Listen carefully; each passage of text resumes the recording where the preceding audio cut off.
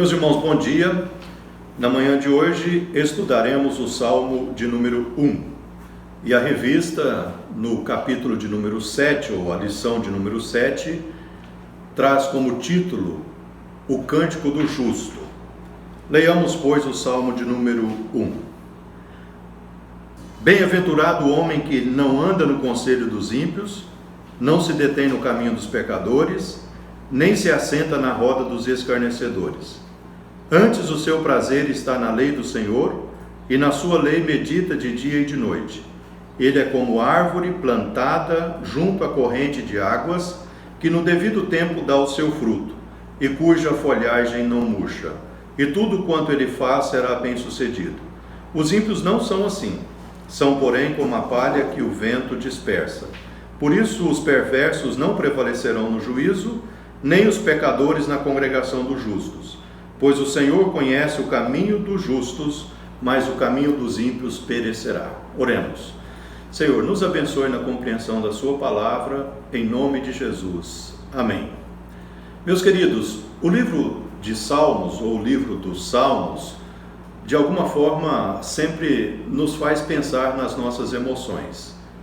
Eles, conforme disse o reformador João Calvino, eles são como que uma anatomia da alma humana, porque todos os salmos, de alguma forma, vão fazer refletir as emoções que sentimos quando os lemos.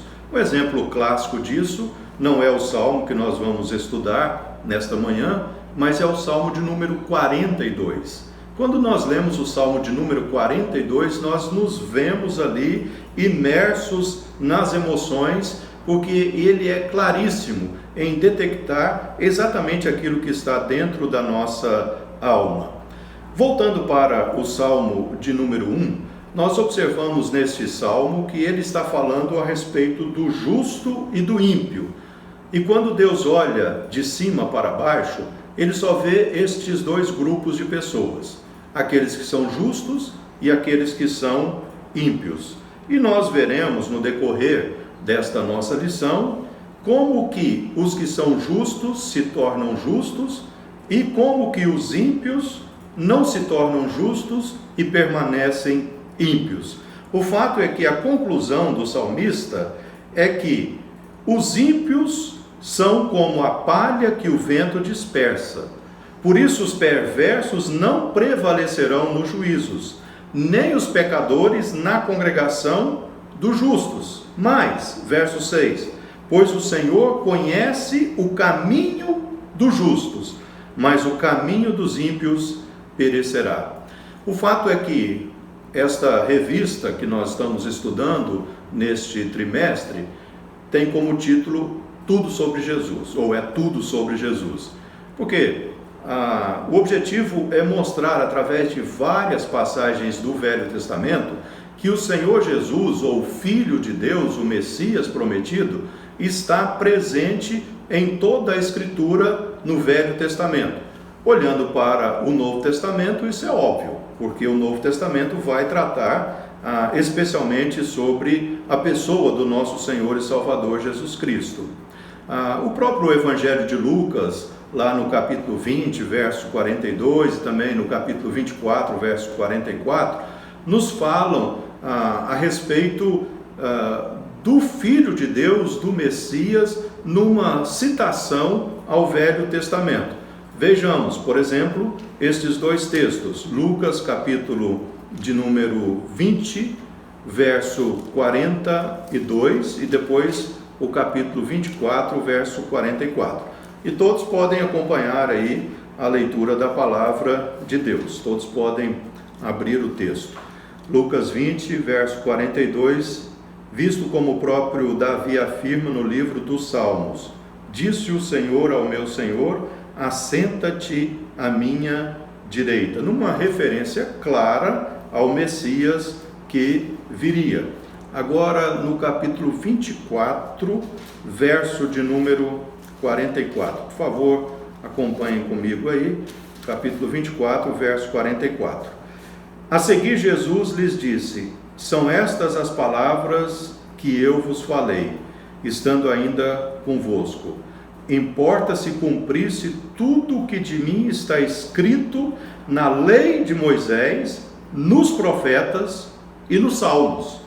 Ou seja, lei de Moisés, Torá, os 5 primeiros livros da Bíblia, profetas que viveram no período dos reis, e ali nós então temos os livros de Samuel, os livros das crônicas, os próprios 2 livros dos reis e os outros livros históricos. Ou seja, os profetas falam a respeito do Senhor, não só nas suas profecias, mas nestes livros históricos. E o livro dos Salmos, que é o que nós estamos estudando agora nesta manhã, o Salmo de número 1. Todos estes livros, ou todo o Velho Testamento, falam a respeito do Senhor, de sua obra redentiva e os aspectos de sua intercessão e do seu sofrimento. É interessante que muitas vezes nós observamos a profecia de Isaías 53 e até pensamos, é o texto mais forte, ou talvez até alguns irmãos pensem, tem pouca referência sobre o Messias no Velho Testamento. Não, nós estamos vendo ao longo destas lições e ao longo da leitura da Palavra de Deus, que a vinda do Messias, a promessa do Messias, a obra do Messias está permeando todo o Velho Testamento. Em primeiro lugar, olhando para o Cântico do Justo, nós vamos observar o contexto original do Salmo, o Salmo de número 1. Não se sabe com exatidão quem foi o autor, pois não há essa informação. Apesar disso, é praticamente certo que Davi, o rei de Israel, tenha sido o autor do Salmo de número 1. Algo curioso, até o nosso irmão Diácono Fernando, ele fez referência a isto na sua pregação. Os irmãos devem se lembrar, segundo uma tradição cristã, Esdras, o organizador do livro dos Salmos, inseriu este no início para que ele servisse como uma espécie de porta de entrada para todo o livro. Assim, entender esse salmo é imprescindível para o entendimento de todo o livro. O salmo apresenta a descrição de 2 caminhos, mas não apenas isso, ele também nos apresenta a descrição de 2 homens, como eu já disse no início, o justo e o ímpio. E aí, o homem justo não anda, não se detém e não se assenta com ímpios, pecadores e escarnecedores. Assim, o salmista está nos dizendo que esse homem justo, ele está sempre observando a lei do Senhor, diz o verso de número 2, antes o seu prazer está na lei do Senhor e na sua lei medita de dia e de noite. Ou seja, ele está nos dizendo que o homem justo não apenas se deleita na instrução do Senhor, mas, e por isso mesmo, também coloca sempre em sua mente, meditando sobre ela sem se cansar. É importante a gente observar isso, não é? Essa palavra meditar no hebraico, segundo os nossos especialistas na língua hebraica, significa o equivalente ao que nós sabemos do processo de alimentação do gado, né? Que seria o ruminar, né? Que há muitas deglutições, vamos dizer assim, o gado come o capim e revolve o capim. Por mais que isso possa assim não ser muito legal, principalmente antes do horário do almoço, né? Mas a ideia é exatamente essa. Não é só ler o texto, não é só conhecer o texto, mas é meditar, é trazer à mente o tempo todo a palavra do Senhor. Aliás, isso é tão importante que quando Jesus foi tentado no deserto, a Escritura diz claramente que nas 3 tentações que ele sofreu do diabo, ele disse simplesmente, está escrito, está escrito, está escrito. Quando nós conhecemos a palavra de Deus, nós podemos nos defender dos ataques do inimigo. Ainda, o salmista vai destacar a prosperidade do justo no verso 3, dizendo que ele é como árvore plantada junto à corrente de águas, que no devido tempo dá o seu fruto, e cuja folhagem não murcha, e tudo quanto ele faz será bem sucedido. Ou seja, a sua prosperidade será uma consequência do deleite, do prazer e da constância desse homem na meditação na lei do Senhor. Não uma recompensa, não uma retribuição meritória, não, nada disso. Mas naturalmente, porque quando uma árvore é nutrida, ela naturalmente produz fruto. Da mesma forma, quanto mais nos nutrimos da palavra de Deus e, portanto, conhecemos esta palavra e procuramos praticar essa palavra e andar nos caminhos do Senhor, naturalmente a nossa vida será uma vida próspera. Uma vida próspera, especialmente na satisfação da nossa mente e do nosso coração, mas também uma vida próspera no sentido dos bens materiais, vamos dizer assim. Porque a ideia da prosperidade na mente, no ensino de João Calvino, é muito simples. Ele usava apenas duas palavrinhas para descrever como é que nós podemos ser prósperos. Quais eram estas duas palavras? A primeira palavra que Calvino usava era probidade. O que significa essa palavra probidade? Significa inteireza de caráter. Significa que quando eu digo, eu cumpro o que eu digo. Quando eu prometo, eu cumpro o que eu prometo. Esta é a primeira palavra. E eu quero dar um exemplo a respeito disso. Quando eu estava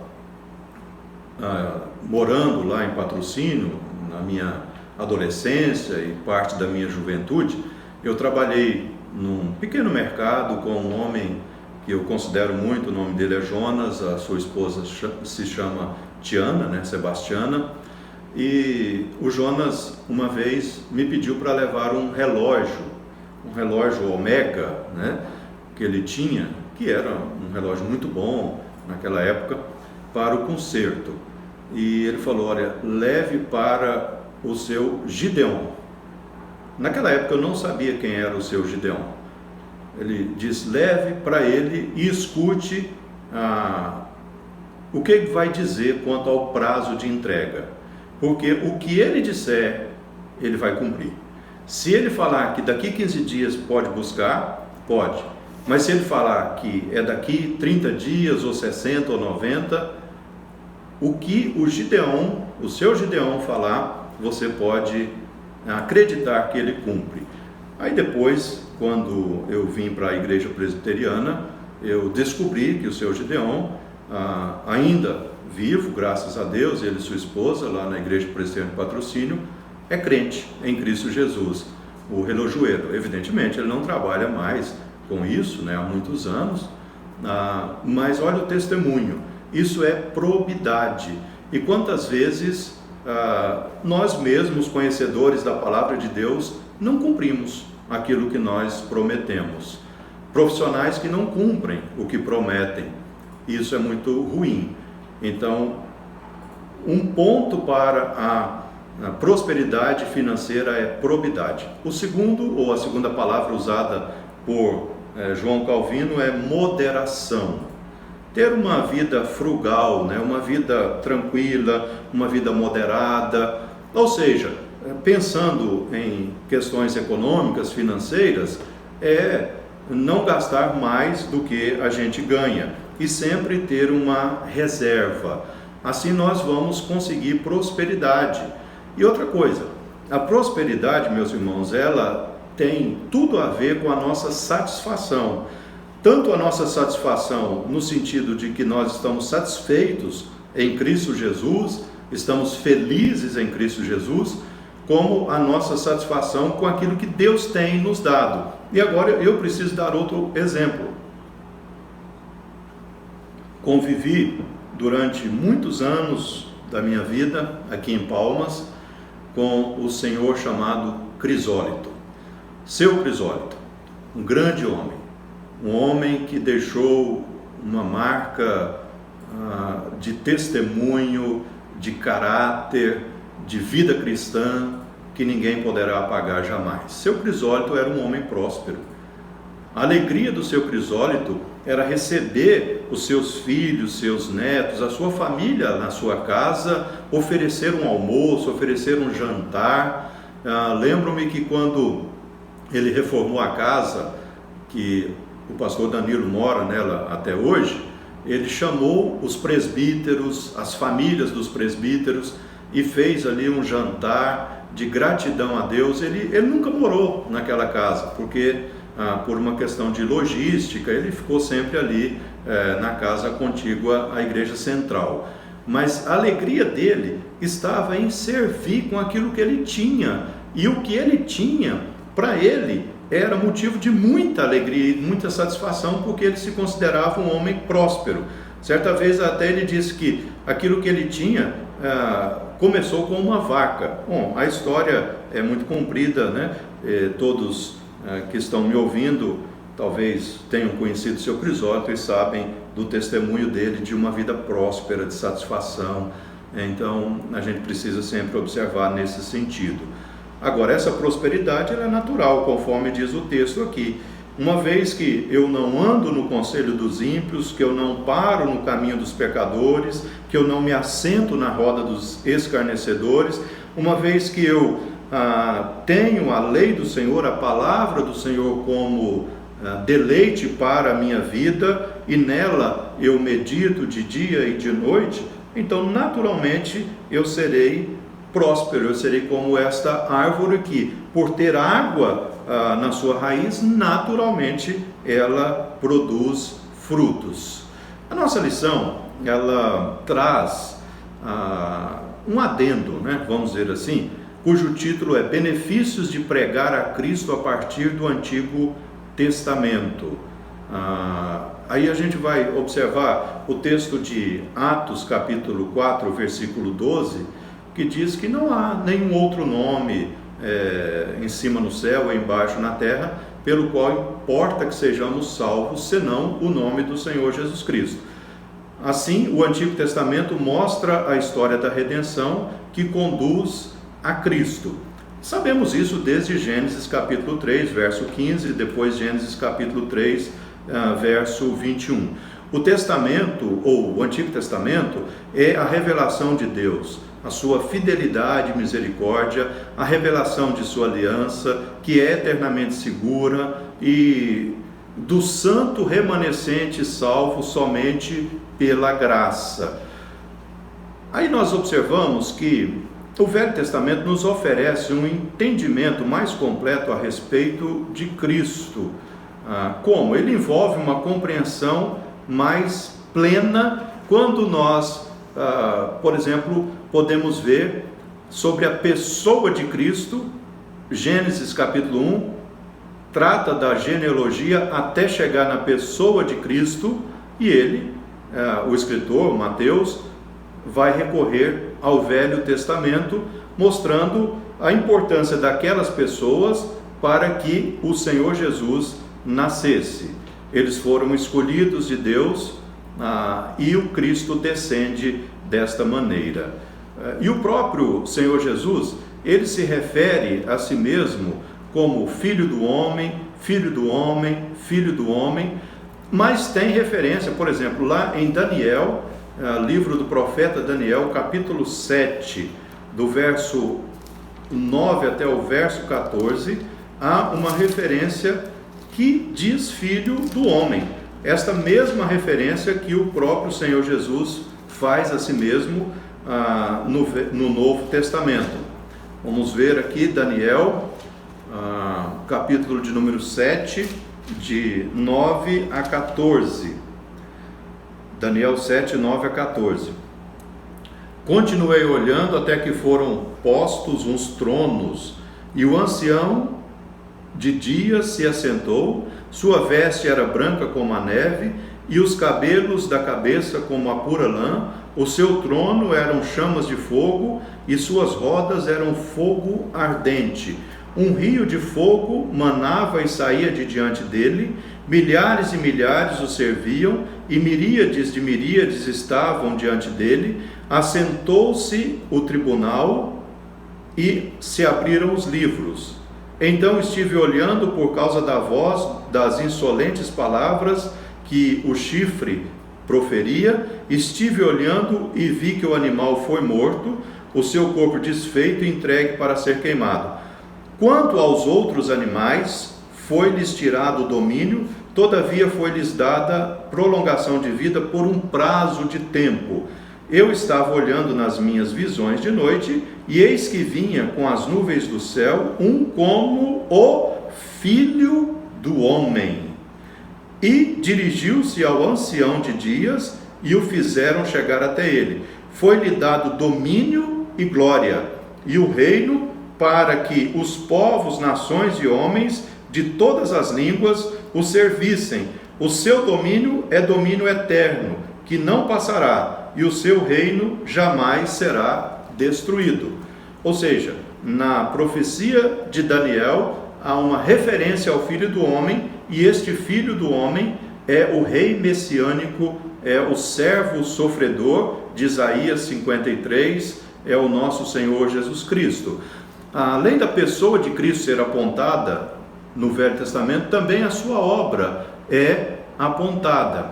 E aí nós vamos observar, por exemplo, esta referência que eu já acabei de fazer, de Isaías, capítulo de número 53, mas não apenas isso, capítulo 42, também o capítulo de número 49, o capítulo de número 50 do profeta Isaías faz essa referência à obra de Cristo. Eu vou ler apenas o capítulo 49 de Isaías, do verso 1 ao verso de número 6. Isaías 49, de 1 a 6. Pode acompanhar aí. Ouve-me, terras do mar, e vós, povos de longe, escutai. O Senhor me chamou desde o meu nascimento, desde o ventre de minha mãe, fez menção do meu nome. Fez a minha boca como uma espada aguda, na sombra de sua mão me escondeu, fez-me como uma flecha polida e me guardou na sua aljava. E me disse: Tu és meu servo, és Israel, porque hei de ser glorificado. Eu mesmo disse: debalde tenho trabalhado, inútil e vãmente gastei as minhas forças. Todavia o meu direito está perante o Senhor, a minha recompensa perante o meu Deus. Mas agora diz o Senhor, que me formou desde o ventre para ser seu servo, para que torne a trazer Jacó e para reunir a Israel a ele, porque eu sou glorificado perante o Senhor e o meu Deus é a minha força. Sim, diz ele, pouco é o seres meu servo, para restaurares as tribos de Jacó e tornares a trazer os remanescentes de Israel. Também te dei como luz para os gentios, para seres a minha salvação até a extremidade da terra. Verso 7. Assim diz o Senhor, o Redentor e o Santo de Israel, ao que é desprezado, ao aborrecido das nações, ao servo dos tiranos. Os reis o verão, e os príncipes se levantarão, e eles te adorarão por amor do Senhor, que é fiel, e do Santo de Israel, que te escolheu. Obviamente, esta palavra está sendo dirigida ao Messias, porque o Messias é que tem domínio, o Messias é que é glorificado, e o Messias é que é adorado, jamais o profeta. Em terceiro lugar, o Velho Testamento fala também a respeito do ensino de Jesus, e este ensino falando mais especificamente sobre o reino de Deus, né? Nossa maior esperança em face da morte, de acordo com Paulo, é a ressurreição. Meus queridos, tem um texto do Velho Testamento também, que eu gostaria de observar com os irmãos, que falam a respeito deste ensino. Quando a gente olha ainda no profeta Jeremias, capítulo de número 32, Jeremias, capítulo de número 32.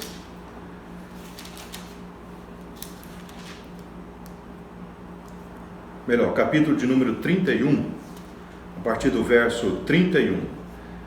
Jeremias 31, a partir do verso 31. Eis aí vem dias, diz o Senhor, em que firmarei nova aliança com a casa de Israel e com a casa de Judá. Não conforme a aliança que fiz com seus pais, no dia em que os tomei pela mão para os tirar da terra do Egito, porquanto eles anularam a minha aliança, não obstante eu os haver desposado, diz o Senhor. Porque esta é a aliança que firmarei com a casa de Israel depois daqueles dias, diz o Senhor. Na mente lhes imprimirei as minhas leis, também no coração las inscreverei. Eu serei o seu Deus e eles serão o meu povo. Não ensinará jamais cada um ao seu próximo, nem cada um ao seu irmão, dizendo: conhece o Senhor, porque todos me conhecerão, desde o menor até o maior deles, diz o Senhor, pois perdoarei as suas iniquidades e dos seus pecados jamais me lembrarei. Uma referência clara ao ensino do Senhor Jesus Cristo, ao ensino do Novo Testamento.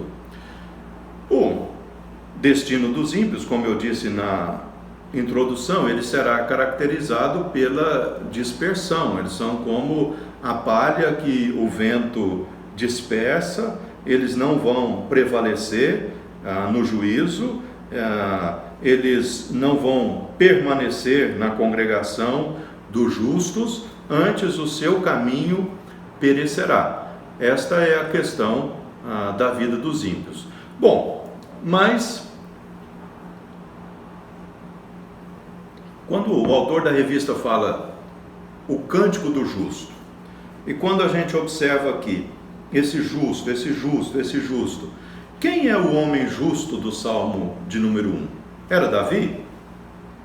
Quem é o homem justo do Salmo de número 1? São os profetas? Os sacerdotes? Não. O homem justo do Salmo de número 1, à luz do que nós lemos lá em Lucas 24, 44, e não apenas nesse texto, como em outras passagens da palavra de Deus, este homem justo, ele é o nosso Senhor e Salvador Jesus Cristo. Ele é o nosso Senhor e Salvador Jesus Cristo. Por quê? Ele é aquele que não andou no conselho dos ímpios. Não andou no conselho dos ímpios. Ele não se deteve no caminho dos pecadores. E ele não se assentou na roda dos escarnecedores. Muito pelo contrário, Jesus se deleitou na lei do Senhor, na palavra do Senhor, numa certa ocasião em João 4, verso 34, naquele momento ali em que ele conversa com a mulher samaritana junto ao poço de Jacó, e os discípulos vão à cidade buscar comida. Então ele fala para os seus discípulos: a minha comida consiste em fazer a vontade daquele que me enviou e realizar a sua obra. Frequentemente nós vemos o Senhor Jesus se retirando para outros lugares a fim de orar ao Pai, a fim de estar na presença do Pai, a fim de fazer a vontade do Pai. Portanto, quando a gente observa aqui esta colocação a respeito do justo e do ímpio, aí nós vamos compreender, irmãos, que o justo do Salmo 1 é o Senhor Jesus, é o Filho de Deus, é o Messias. Vamos tentar compreender isso fazendo algumas colocações aqui, trazendo à luz a palavra de Deus. Primeiro, quando o homem pecou, ele foi expulso da presença de Deus, ele perdeu a comunhão com Deus. Isso significa a morte referida em Gênesis capítulo 3, a perda da comunhão com o Pai, a separação da comunhão com o Criador. O que aconteceu? Durante todo o Velho Testamento, o cordeiro era oferecido como oferta pelo pecado para a purificação da comunidade de Israel, do povo de Deus, assim dizendo. Nós já vimos isso numa lição a respeito do Cordeiro, lá de Gênesis capítulo 12, que se referia claramente ao Cordeiro de Deus que tira o pecado do mundo, numa referência que João, o apóstolo, João o evangelista, quando estava batizando, diz: eis aí o Cordeiro de Deus que tira o pecado do mundo. Mas o apóstolo Paulo, ele trata muito dessa questão de justiça ou de justificação. E quando o apóstolo Paulo trata da justiça ou da justificação, ele deixa muito claro que apenas aquele que é plenamente justo poderia oferecer o sacrifício para a justificação dos pecadores. Agora, João capítulo 17 mostra que, ao mesmo tempo, o Senhor Jesus era o sacerdote que oferecia a oferta, como ele também era a própria oferta. A vida dele estava sendo oferecida. Então, nesse sentido, ele é o justo que se porta como um sacerdote, e isso está muito claro em Hebreus também, mas ele mesmo é o justo que se dá por nós.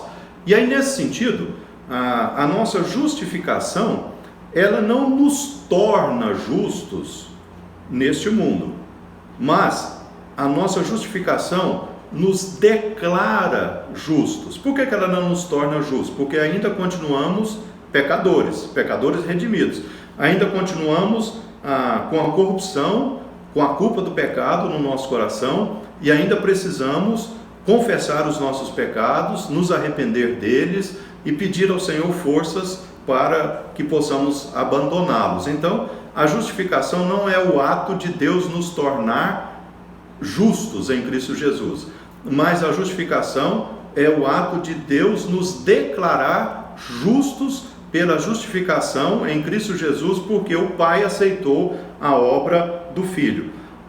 Apenas para uma compreensão melhor, quando Jesus ressuscitou e veio ao encontro dos discípulos e não entrou pela porta, mas passou direto, porque a porta estava trancada, né? Então ele fez uma saudação: paz seja convosco. Esta saudação não significou o bom dia que eu dei no início aqui da nossa lição. Não. E nem significa simplesmente um Shalom, Adonai. Não. Esta saudação que Jesus fez, paz seja convosco, equivalia ao que o sumo sacerdote dizia no Velho Testamento, quando ele oferecia o sacrifício pelo pecado do povo uma vez ao ano. Então ele voltava, se colocava na porta da tenda da congregação e dizia: o sacrifício foi aceito. O sacrifício foi aceito. Assim, quando Jesus se apresenta para os discípulos e diz: paz seja convosco, ele está dizendo: o meu sacrifício foi aceito. Agora vocês estão justificados dos seus pecados e a minha justiça é imputada sobre a vida de vocês. Ele é o justo do Salmo de número 1. Ele então nos declara justos. Por isso que, agora respondendo à pergunta lá da introdução, como é que o justo se torna justo e como é que o ímpio continua sendo ímpio?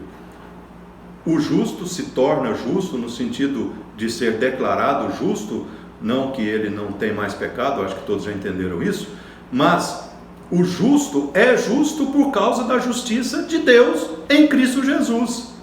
Aí, nesse sentido, nós aplicamos o Salmo à nossa vida, porque agora nós fomos justificados pelo justo que é Jesus, e nós não vamos andar no conselho dos ímpios, nós não vamos parar no caminho dos pecadores, e tampouco vamos nos assentar na roda dos escarnecedores.